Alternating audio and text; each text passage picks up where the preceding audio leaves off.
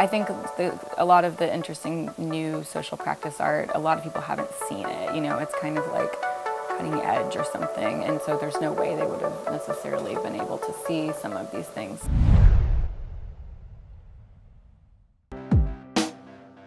You know, I just think it's all about kind of being honest with yourself and your community, right? About your skill sets and your experience. To keep your work authentic, you have to know what you're about, you have to know what your goals are, and you have to know how to share how you feel with other people, and you have to put time into learning how to listen to other people.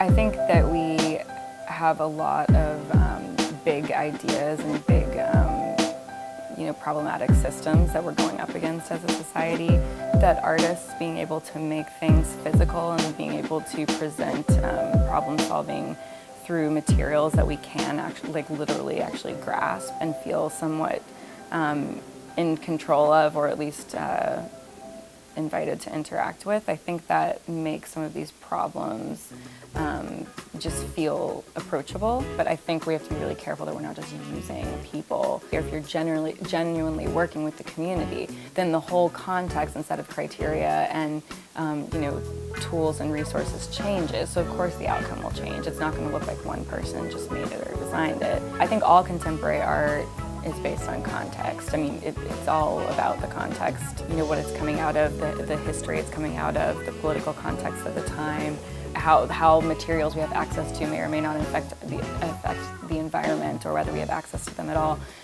So I think just like any other work of art, there's a set of variables in community art that affects the final aesthetic.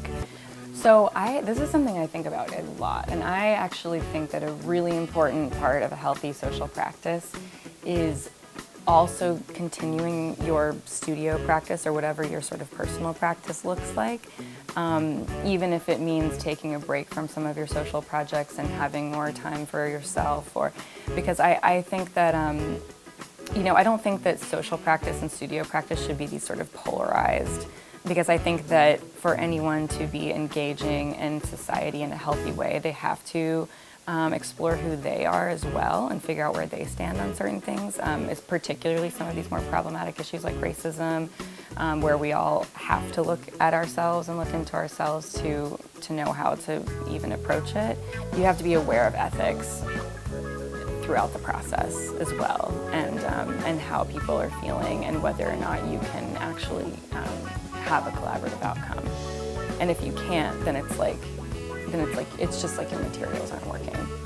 The assessment of the work is also a process, right?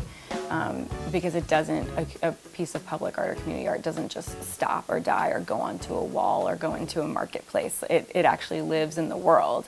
Also, there isn't this one image of an artist, and there's not this one way to survive as an artist. In fact, I think every artist's lifestyle, the way they make money, the way they live, their schedule, all of these things I think are just as wildly crafted as their work. And I like that because it does feel organic and natural. Like if I go into a community and want to meet people, but they're not that into it, then I leave, and if they are, then I pursue.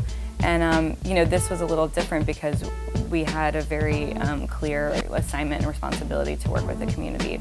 I had to make just as much time for painting the court as I did for just talking to people. Like if anyone came by and ever wanted to have a conversation, it's number one priority to stop and have that conversation, because if you're not having the conversation, then there's no business, or there's no way to have this piece developing anyways, right? I want to make sure everyone understands it and gives their feedback. So I appreciate that Boston Air could make that connection, and I think it was really great for me, and I hope that my community feels the same. I mean, I know that I think we've formed a bond, and people have definitely expressed their excitement and appreciation in a way that is like beyond rewarding, that I just feel so lucky and privileged to have been a part of. I'm like getting teary.